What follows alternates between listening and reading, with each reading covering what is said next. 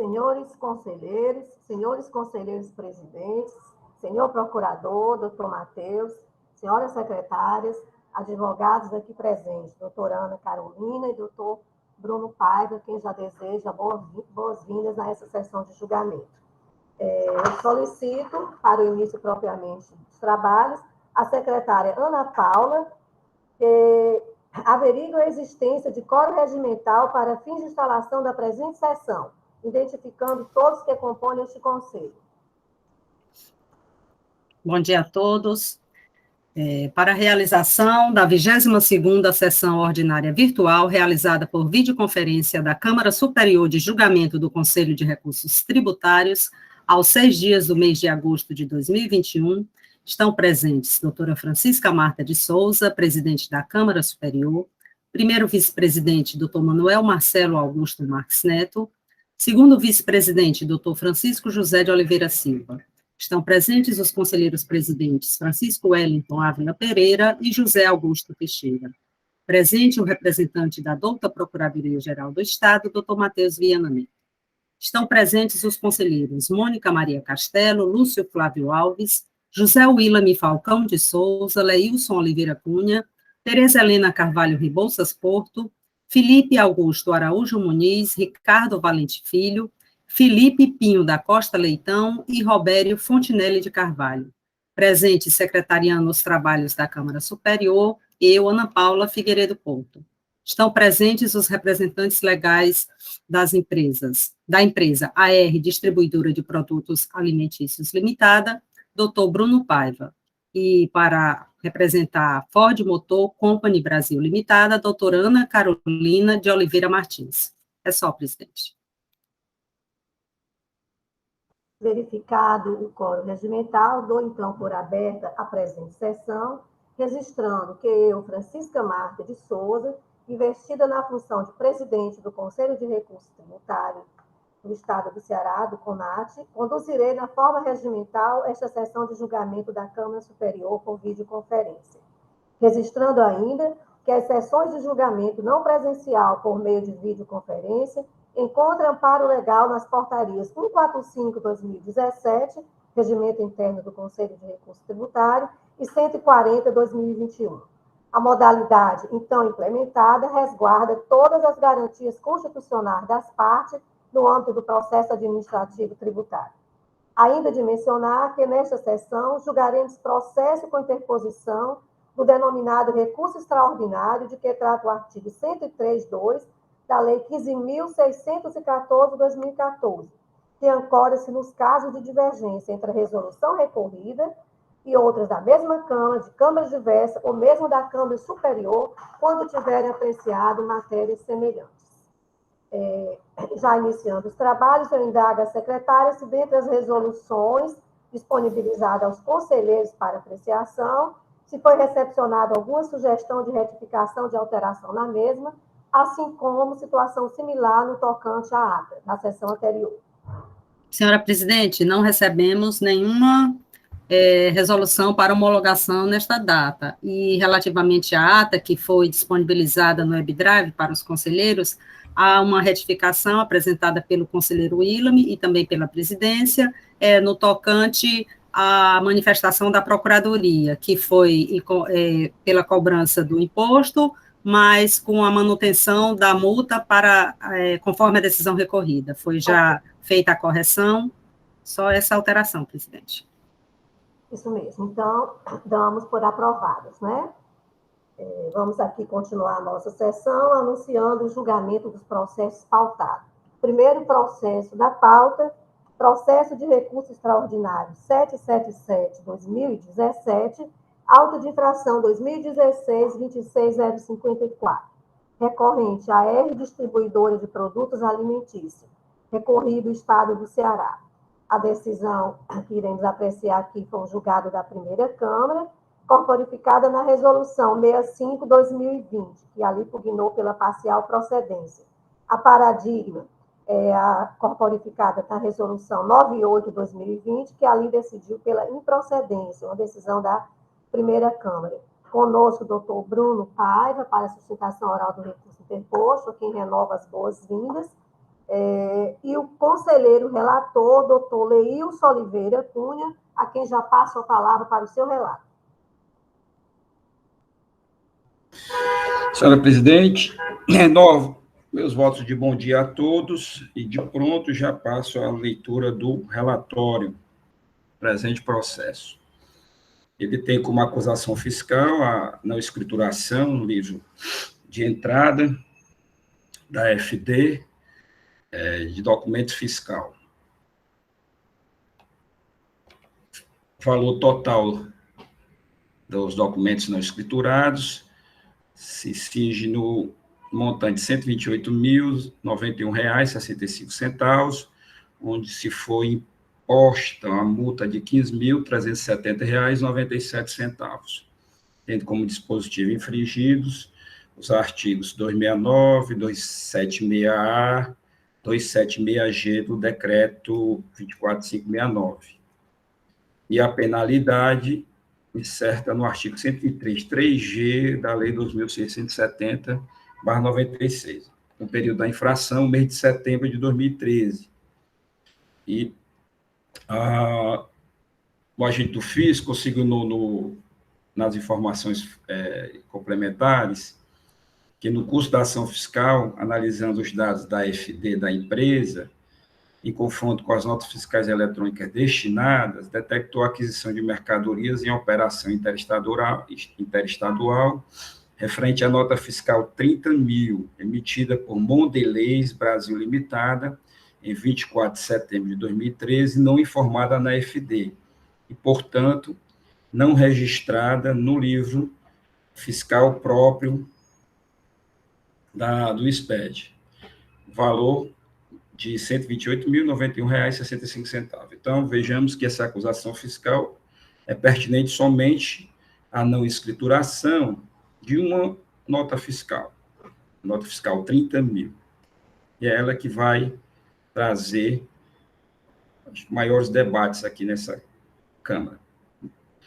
O relatório constante do voto vencedor do conselheiro designado para a elaboração da resolução na Câmara recorrida, evidencia todas as fases do feito, processual, até a edição da resolução 065/2020, referente ao citado auto de infração com decisão de parcial procedência, em razão de restar configurada a infração com requadramento da multa para o artigo 123, 8L da Lei 2.670/96, reduzindo-se assim o crédito tributário para o valor de R$ 2.561,83. Então, a acusação inicial, que era baseada no artigo 123, 3G, restou vencida na Câmara com a imposição do artigo 123, 8L, por maioria de votos. O contribuinte, resignado com a decisão da Câmara, da primeira Câmara, interpôs o recurso extraordinário junto a esta Câmara, aduzindo como resolução paradigma de divergência ao entendimento esposado na decisão recorrida, a resolução 098/2020, da mesma primeira Câmara, pertinente ao auto de infração 2016, 260.55, e lavrado contra o mesmo contribuinte. Então, essa resolução paradigma também é do mesmo contribuinte, e referente também à mesma nota fiscal 30.000, emitida pela Mondelez, e no caso dessa autuação, que foi trazida como paradigma, a infração era de falta de recolhimento de ICMS antecipado, referente a esta nota fiscal, e restou improcedente na Câmara, na mesma primeira Câmara. Bom, eu ressalto que a autuação referente a esta falta de recolhimento, no AI 2016, 260.55, foi julgada improcedente sob fundamento de que a operação fora cancelada, conforme for provas emprestadas de um outro processo, auto de infração 2016, 260.58-7, contra a mesma empresa, contra a mesma AR distribuidora, E neste auto de infração, que emprestou provas para o julgamento de improcedência da resolução paradigma, era referente à falta de selo em documentos fiscais de entrada, né, razão de ausência do registro de passagem também do CITRAN, no CITRAN. Ou seja, e este auto de infração, de falta de selo, ele foi julgado parcial procedente, extraindo-se daquela autuação justamente essa nota fiscal 30 mil, né, do valor de 129 mil reais aproximado. Então, nós temos 3 autuações que foram realizadas contra a R, uma de falta de escrituração, referente a essa nota fiscal 30 mil, outra de falta de recolhimento antecipado, referente a essa mesma nota fiscal 30 mil, e de falta de selo na outra autuação, em que essa nota fiscal 30 mil também fazia parte daquela autuação. E ela foi extraída da autuação, a Câmara entendeu que não deveria ser compor a base da autuação, porque se a operação não existiu, e foi por isso que foi julgado improcedente o auto de falta de recolhimento antecipado, deveria ser também ela extraída da autuação sob o fundamento de que não era obrigada a selar um documento fiscal pelo qual a operação fora anteriormente cancelada. Já digo logo de início que, na verdade, a operação não foi cancelada, ela foi anulada. Há uma diferença entre os dois institutos, né? Foi emitida uma nota fiscal de saída em setembro, e posteriormente, acho que em outubro, se não me engano, acho que 21 de outubro, foi emitida uma nota fiscal de entrada para anular aquela operação de saída referente a essa nota fiscal, em que houve o desfazimento da negociação comercial, né? A empresa, né, adquirente, não entrou em acordo com a empresa fornecedora, a Mondelez, e decorreu esse desfazimento por algum motivo, e foi em razão desse desfazimento do negócio que foi emitida uma nota fiscal de entrada para anular aquela operação de saída, né? Foi a nota fiscal número 1242, emitida em 21 de outubro de 2013. Bom, nas razões do recurso extraordinário, a empresa, de forma muito sucinta, ela alega que essa situação não pode ser analisada de forma isolada, em razão de que no presente auto-infração 2016-260-54-9, a discussão gira em torno da obrigação acessória. Todavia, o auto de infração 2016-260-55-1 discutia a obrigação principal envolvendo o recolhimento de ICMS antecipado, decorrente da aquisição de mercadorias referente à mesma nota fiscal 30 mil. Que também o julgamento do auto de infração 2016-260-55 foi julgado totalmente improcedente, inexistindo assim fato gerador, que é o auto que relacionava a falta de recolhimento antecipado. Também afirma que constatada a inexistência da operação principal, consequentemente, existe infração acessória decorrente e apontada nesse auto de infração, não havendo o que se escriturar se não houve a operação de aquisição de mercadoria.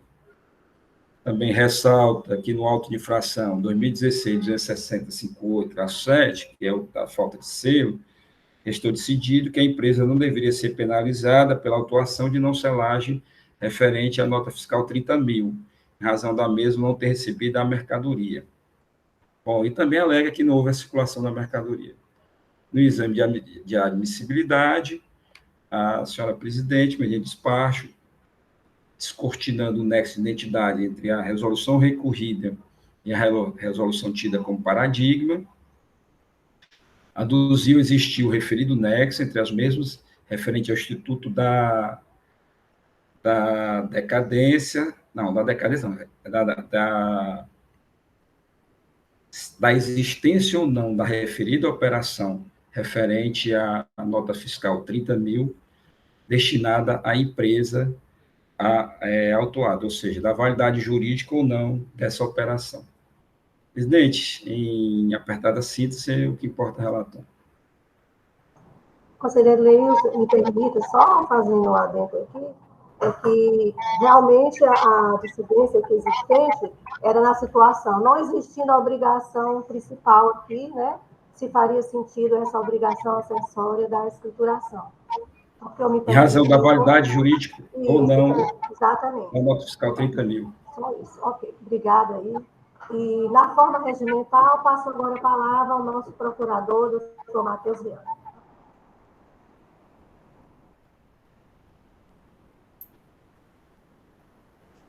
Muito bem, minha presidenta. É sempre uma alegria participar de uma composição tão eclética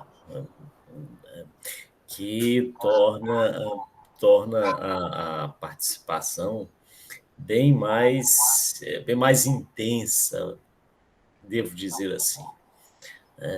E a gente tem que ficar atento a cada um, porque cada um tem uma visão diferente a respeito dos assuntos que são postos em discussão para julgamento. E, nesse caso, aí quero cumprimentar, então, a doutora Carolina pela participação aqui seja muito bem-vinda, pela participação aqui nesse julgamento. E, no recurso interposto, o argumento é bem forte, não posso deixar de dizê-lo, né? O argumento utilizado pela recorrente, ele parte da premissa que a lógica comum, vamos dizer assim, aceita tranquilamente de estar certo esse raciocínio. Porque o principal raciocínio é, inexistindo uma obrigação principal, não faz sentido a exigência da obrigação acessória. Até aquela expressão já antiga que é utilizada, né, em que diz que a obrigação, isso no direito civil, né, a obrigação principal, a obrigação acessória segue a obrigação principal, no sentido de que, se não existe a obrigação principal, não há que se falar em obrigação acessória. Isso no âmbito do direito civil. Essa é a premissa básica utilizada pela recorrente. Mas vamos partir de algumas premissas, de uma premissa, aliás, que é exatamente a questão da existência da obrigação. A cobrança do antecipado, ou do ICMS substituto, naquele caso foi ICMS antecipado, ele se faz sob o fundamento de que haverá uma operação subsequente. Quer seja o antecipado, quer seja o ICMS substituto, a premissa fundamental da sua cobrança é de que haverá uma operação subsequente. Inexistindo a operação subsequente, o fundamento elementar básico da cobrança desse imposto deixa de existir. Se o fundamento da cobrança desse existir, é evidente que o imposto não pode ser cobrado. E se foi cobrado, ele passa a ser indevido. E se foi recolhido, ele deve ser restituído. Então, no presente caso, em relação àquela obrigação principal da nota fiscal 30 mil, em que houve o lançamento do imposto com a cobrança do ICMS antecipado, ficou comprovado que a operação ela foi desfeita. E aí é muito bom destacar a diferença que já foi formulada, que já foi apontada pelo relator, doutor Leilson, em que ele diz, aqui há uma diferença entre o cancelamento e o desfazimento da operação. Não houve cancelamento da nota fiscal. O que houve foi o desfazimento da operação. Ora, com o desfazimento da operação, como as mercadorias adquiridas não iam ter uma saída subsequente na empresa destinatária, na adquirente, é evidente que o imposto é indevido, não há que se falar em cobrança do imposto. No entanto, a premissa básica utilizada para a escrituração fiscal, ela reside, inclusive, na escrituração contábil. O que é que a escrituração contábil, o registro contábil determina que todos os fatos e eventos ocorridos dentro de uma empresa, dentro de uma organização, devem ser registrados. E é certo, eu tenho quase certeza disso, aí eu não posso afirmar 100%, que o fato relativo ao evento desfazimento do negócio deve ter, que aqui é objeto de discussão, deve ter sido registrado na contabilidade da empresa.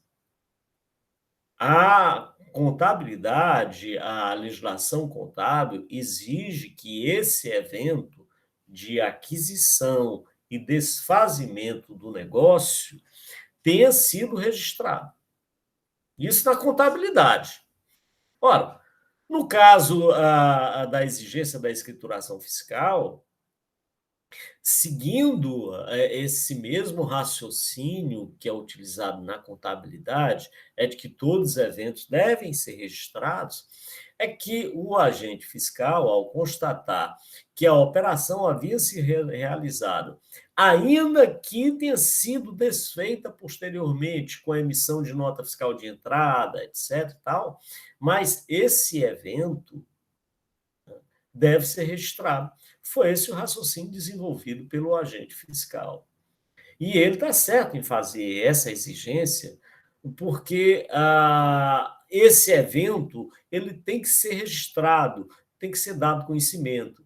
E por que essa exigência de um conhecimento que a operação não se desfez? Qual a utilidade desse conhecimento que o fisco tem? A utilidade reside em 2 pontos. Primeiro, a questão formal mesmo, porque a legislação exige isso. A questão formal, a legislação prevê que esses eventos devem ser, a legislação tributária exige que esses eventos devem ser registrados e, portanto, é uma obrigação formal estabelecida na legislação. Mas, além da obrigação formal, existe o que está por trás, o que pode ocorrer caso não seja efetuado esse registro. É possível que essa operação que foi realizada e que não tenha sido registrada, pode ser utilizada para simular uma outra operação, para acobertar uma diferença de estoque, por exemplo, qualquer coisa desse tipo. Né? Não estou dizendo que é o caso. É evidente que aqui não há qualquer acusação para a empresa nesse sentido que ela teria procedido desse jeito. Claro, a empresa me parece até que agiu de boa fé quando, com o desfazimento da operação, né, a operação não se concretizou, ela então não registrou essas notas fiscais. Ora, se uma operação não se concretizou, por que é que eu vou registrar? Me parece até que a empresa tenha agido de boa fé. No entanto, essa boa-fé, essa conduta da empresa, da recorrente, não é suficiente para afastar uma sanção estabelecida em lei.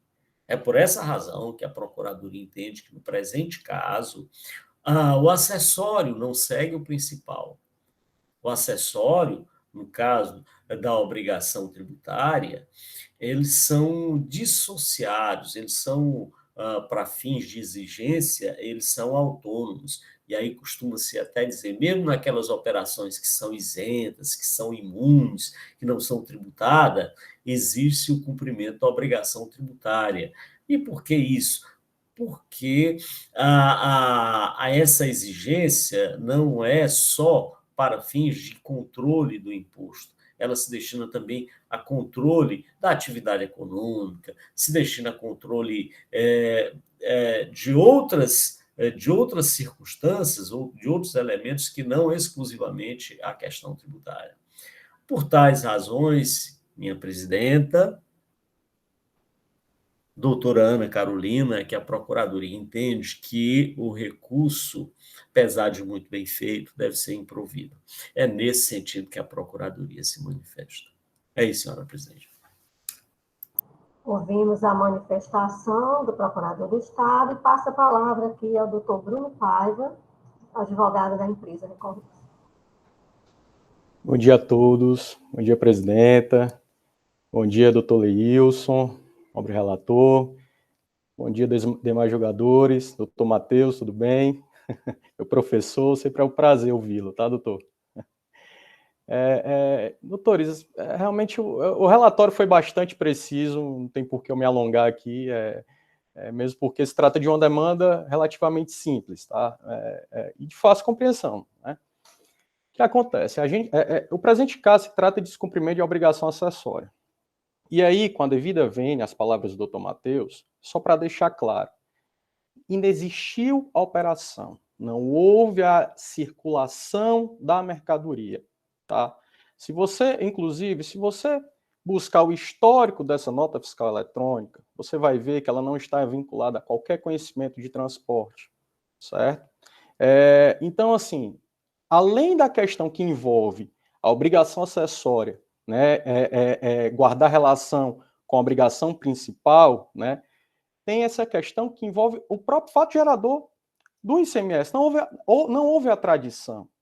A empresa, ela não ia escriturar isso, porque se ela escriturasse, inclusive, ela poderia ser imputada contra ela uma omissão de saída, porque ela não recebeu no seu estoque essas mercadorias. A época, só para esclarecer alguns pontos, a época da ocorrência do fato gerador, a Mondelez ela é uma fornecedora habitual da AR distribuidora, especialmente na época da ocorrência do fato gerador. Então, existem N itens, né, que a AR distribuidora adquire da Mondelez. Antigamente, você não tinha um portal CIGET para você fazer a crítica com relação a essas operações, você cancelar. Não existia isso. Então, no momento do faturamento, a AR verificou essa nota fiscal e disse, olha, eu não adquiri isso, eu não comprei isso de vocês. Então, eu estou com um problema aqui fiscal, porque vocês faturaram e, na verdade, essa mercadoria nunca chegou porque eu não pedi isso. Então, em razão disso, como já havia passado o prazo, a própria Mondelez, ela emitiu uma nota fiscal de entrada. Então, esse é o ponto central, de forma bastante simples. Esse é o motivo da empresa não ter escriturado. Não houve, reitero, não houve a ocorrência do fato gerador. Então, em razão disso,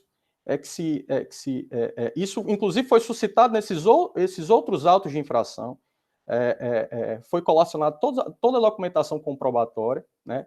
E em razão disso que foi constatado a improcedência do auto, especificamente com relação a essa nota fiscal 30 mil. A empresa, inclusive, ela pagou o crédito tributário relacionado aos outros itens, né? Nesses casos, paradigmas.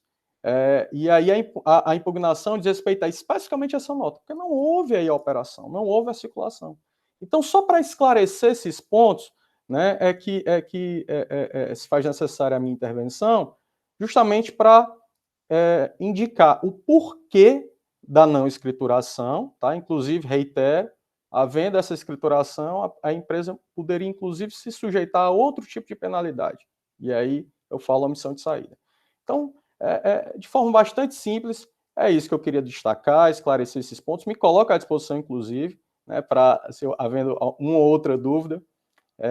E é basicamente isso. Por isso que a gente requer aqui que o recurso seja provido e o auto de infração seja julgado improcedente. Tá bom? Vindo, doutor Bruno. Doutor Matheus, deseja falar? Posso passar os debates? Senhora presidente, vamos escutar os debates. Muito interessante o argumento do doutor Lira, que, aliás, doutor Bruno, eu não havia percebido, achando que quem ia fazer a sustentação era até a doutora Ana Carolina, né? Mas seja muito bem-vindo também, doutor. Muito obrigado. Ok. Bom, ouvimos então as partes, agora um momento destinado aos conselheiros. Quem deseja fazer sua inscrição inicialmente? Presidente, Doutor Leilson. eu vou iniciar aqui os debates, que esse é um caso muito aparentemente simples, mas que, na verdade, ele tem algumas nuances que a gente precisa levar em consideração. Eu, quando estava analisando esse processo, de início eu tinha um posicionamento, e depois, quando eu comecei a me adentrar nos fatos, né, na relação com todas as outras autuações, também em algumas características dessa operação, eu mudei de posição. E eu Digo, de pronto que eu tenho também que essa operação ela efetivamente não ocorreu. E qual é a razão dessa minha crença? Primeiro, assim, se há um período, espaço de tempo entre a nota que foi emitida de saída com a nota que foi emitida de, digamos, de entrada lá pelo emitente, né? Em torno de quase 30 dias. Uma foi emitida no dia 24 de setembro e a outra 21 de outubro. Esse documento fiscal, ele contém uma série de mercadorias que se analisar o contexto deles, são várias. Eu vou abrir aqui e vou falar para os senhores que efetivamente se trata, que tipo de mercadoria ela acobertou, né? Então, são várias caixas de várias mercadorias. Tangue maracujá, então tem 390 caixas, tangue abacaxi 390, tangue laranja 390, tangue goiaba 260 caixas, tangue morango 260, tangue guaraná 130, tangue tangerina 130, tangue manga 130, tangue uva 130 caixas e tangue caju 130 caixas. Ou seja, nós temos aqui mais de 3.000 caixas, 2.000 caixas, eu não sei, eu multipliquei aqui, de determinada mercadoria, que sequer a gente tem realmente a selagem dessas mercadorias na entrada no estado do Ceará, né? E a quantidade que nós temos aqui, que dá em torno de 9.571 quilos, ou seja, isso praticamente não seria objeto de inobservação pelo posto fiscal, tá?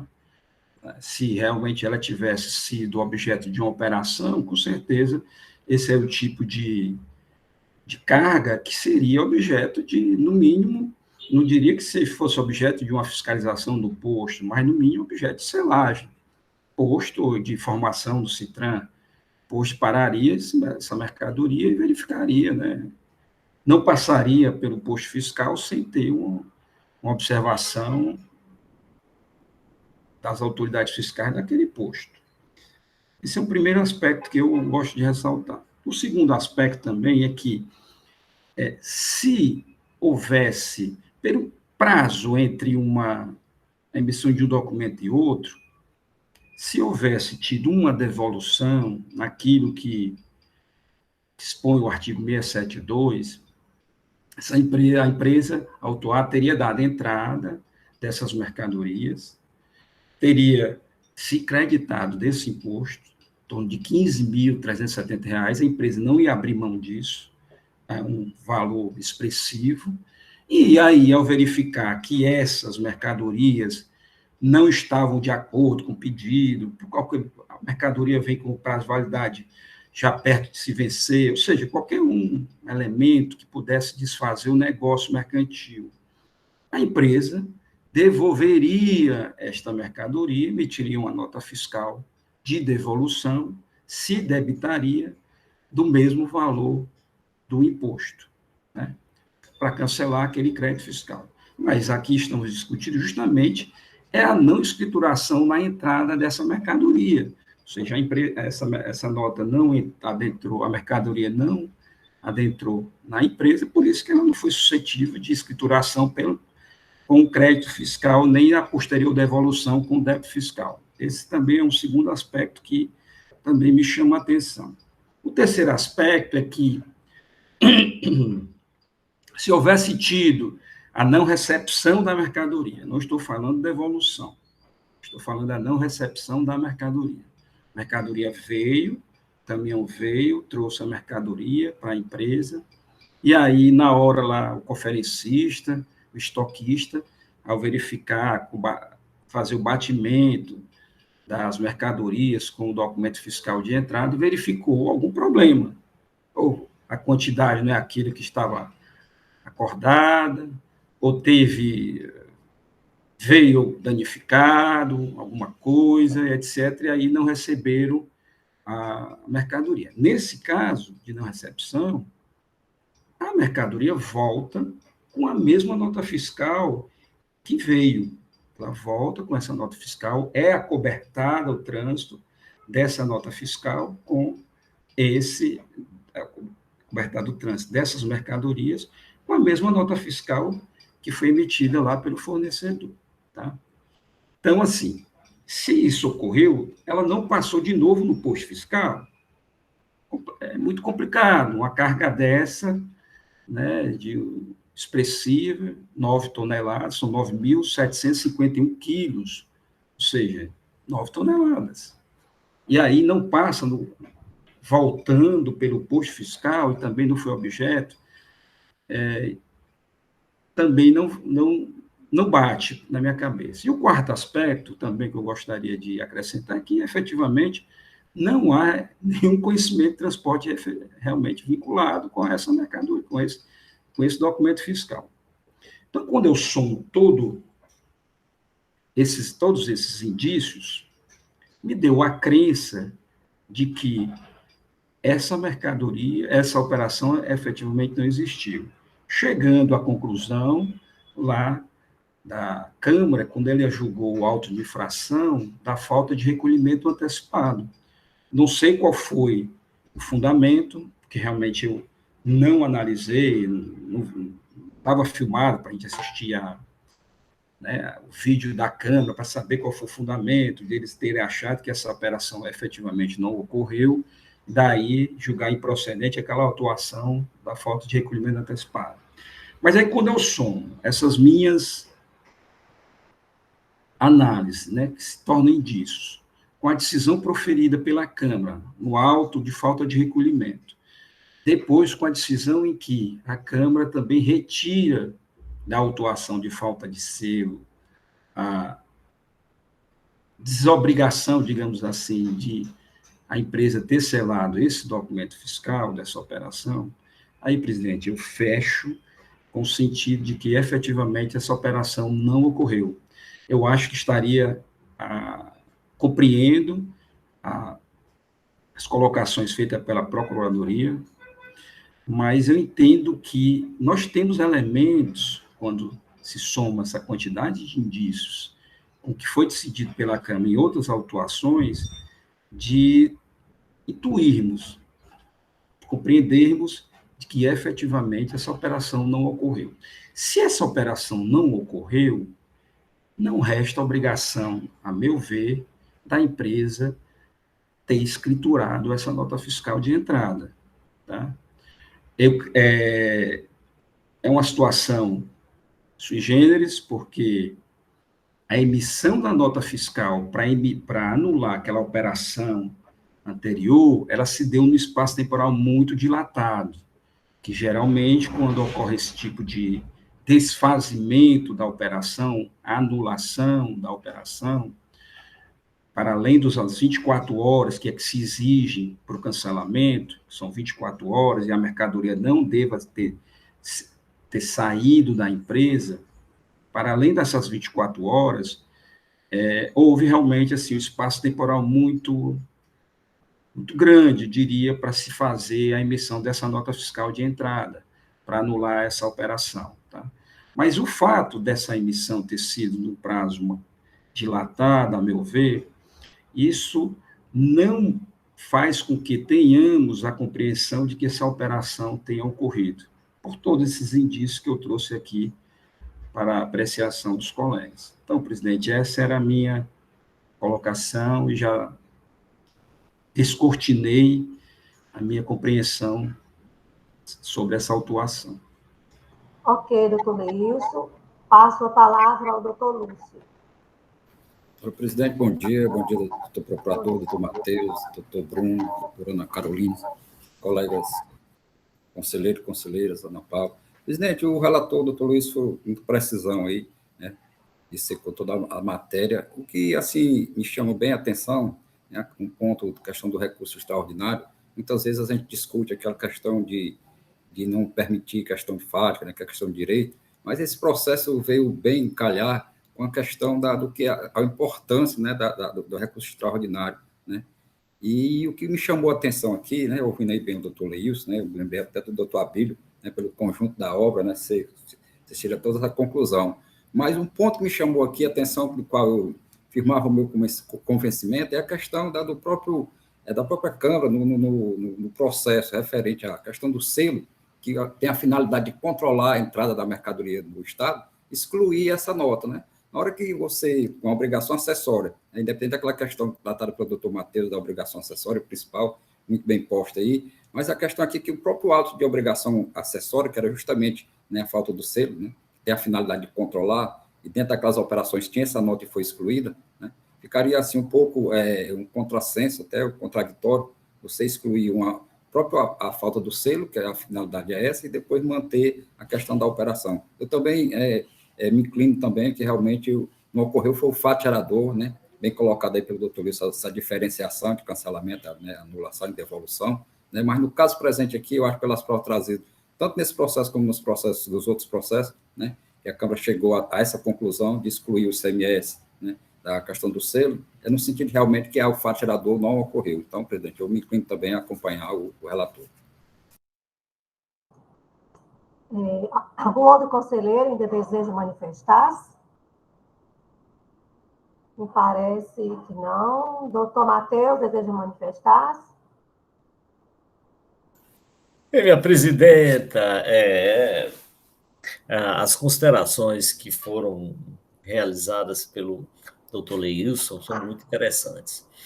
E aí há um ponto fundamental que ele tentou destacar, e que ele destacou, é a não realização da operação. Mas em que termos é essa não realização da operação? Por isso que é importante, mas eu estava dizendo no início da sessão, a gente escutar as visões diversas sobre o assunto, né? O que é não realização da operação? Porque tem aquela realização em que a operação, e ele apontou muito bem isso, o Leilson, quando disse a empresa recebe a mercadoria e devolve a mercadoria, a empresa nem chega a receber a mercadoria e ela retorna com a mesma nota fiscal. Então, há situações e situações que são diversas. No presente caso, o que houve foi a emissão, diria, indevida da nota fiscal, em que o destinatário tomou conhecimento, e esse é importante, acho que aí é a questão quando o doutor Leus quis destacar a não realização da operação, quer dizer o seguinte, olha, na verdade foi emitida a nota fiscal para o destinatário, e o destinatário, quando tomou conhecimento, disse, não, rapaz, não adquiri essa mercadoria, não quero essa mercadoria. Ou seja, a mercadoria tinha sido só emitido formalmente a nota fiscal pela empresa emitente, pela fornecedora, e ao constatar esse fato, a empresa disse, não quero essa nota fiscal, não quero essa mercadoria. E ao afirmar que não queria aquela mercadoria, que a nota fiscal havia sido emitida indevidamente, ela se desobrigou, ainda que não possa provar que tenha acontecido dessa forma, mas ela se desobrigou. Ela não pode ser responsabilizada pelo comportamento de terceiro, quando ela não teve nenhuma participação. Então, me parece que, nesse aspecto, o doutor Leilson foi muito certeiro quando disse, olha, não ocorreu a operação. Na verdade, foi a emissão da nota fiscal indevida, e essa emissão dessa nota fiscal indevida não pode trazer, apesar dele não ter dito isso claramente, mas é isso mesmo, a consequência do seu raciocínio é que não pode trazer um ônus para o sujeito que não teve nenhuma participação, que é o destinatário dessa mercadoria. Por tal razão, minha presidenta, é que a Procuradoria, então, retifica o entendimento manifestado anteriormente e segue, sim, a manifestação do conselheiro relator, pelo provimento do recurso. É isso, senhora presidente. Ok. Considerando que o nosso procurador falou, eu indago, doutor Bruno, deseja alguma manifestação ainda? Eu posso passar a votação? Pode passar a votação, presidente. Ok. Bom, algum conselheiro? Me parece que nenhum conselheiro deseja mais manifestar-se. Então, doutor Leilson, como vota com relação recorrida ao paradigma? Paradigma, no caso de improcedência. Presidente, dou provimento ao recurso para reformar a decisão recorrida e decidindo pela improcedência dos termos da resolução paradigma. Doutora Tereza. Com o relator, presidente. Doutora Mônica Castelo. Com o relator, presidente. Doutor Ricardo Valência. Com o relator, presidente. Doutor Felipe Pinho. Com o relator, presidente. Doutor Felipe Muniz. Acompanho o voto do relator, presidente. Robério Carvalho. Doutor Robério. Com o relator, presidente. Doutor Willane. Com o relator, senhor presidente. Doutor Lúcio. Com o relator, presidente. Ok. Vamos à votação.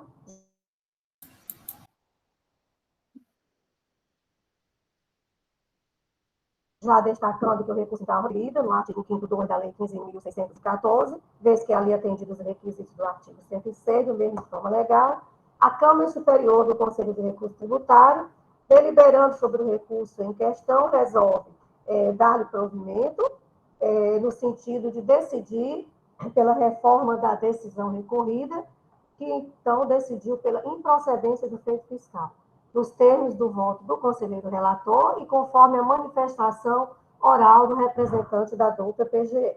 Eis a decisão para o presente processo. A decisão por unanimidade dos presentes. Ok? Agradecendo ao doutor Bruno pela participação nesta sessão de julgamento. Muito obrigado. Bom dia a todos. Bom trabalho.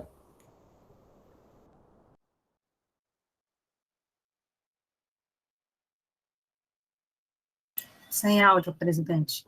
Senhores conselheiros, eu peço 5 minutos de intervalo. A doutora Lindete está tendo um problema técnico, não está conseguindo entrar de jeito nenhum na sessão. Então, vamos aguardar 5 minutinhos. Se ela não conseguir entrar, doutora Ana Carolina, o processo será sobrestado, mas ela está indo, inclusive, para outro local para ver se consegue. Então, por favor, só 5 minutos, tá bom? Tá bom.